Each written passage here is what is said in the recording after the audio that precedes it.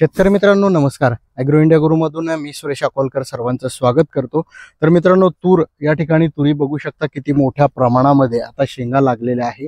बऱ्याच शेतकऱ्यांनी आपण ज्या पद्धतीने पहिली फवारणी सांगितली ती तर आता झालेली आहे। आता दुसरी फवारणी कोणती करावी की जेणेकरून ज्या लागलेल्या शेंगा याची गळ होणार नाही आणि आळी येणार नाही आणि मोठ्या शेंगा खाणारी आळी मोठ्या प्रमाणात येते। त्याचबरोबर उंटाळी मोठ्या प्रमाणात येते, लष्करी आळी मोठ्या प्रमाणात येते आणि या शेंगा कुरतडते मित्रांनो। त्यामुळे आपल्याला जे आहे ॲम्प्लिगो हे जे आळीनाशक आहे याचा वापर करायचा। ॲम्प्लिगोमुळे होतं काय की ॲम्प्लिगोमुळे 15 ते 20 दिवसापर्यंत कुठलाही आळीचा प्रादुर्भाव आपल्याला दिसून येत नाही, आला तरी तो कंट्रोलमध्ये राहतो मित्रांनो। त्यामुळे ॲम्प्लिगो वापरायचे आणि सकाळी जे धुकं येतं ज्यामुळे थोड्याफार प्रमाणात तुम्हाला फुलं दिसतात मित्रांनो। अजूनही हे बघा या ठिकाणी बघू शकता शेंग तर आहे परंतु फुलं सुद्धा आहे। तर या फुलांची गळ न होता शेंगामध्ये लागण्यासाठी त्याची गळ न होणे यासाठी बुरशीनाशक तुम्ही रोको किंवा रोडोमिल याचा वापर करू शकता।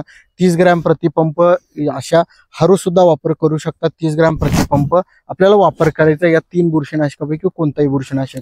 तर आता टॉनिककडे वळूया की नेमकी या शेंगा जास्तीत जास्त लागलाय तर याचा दाना चांगला भरण्यासाठी, वजनदार शेंगा बनण्यासाठी नेमकी आपण टॉनिक कोणतं वापरावं।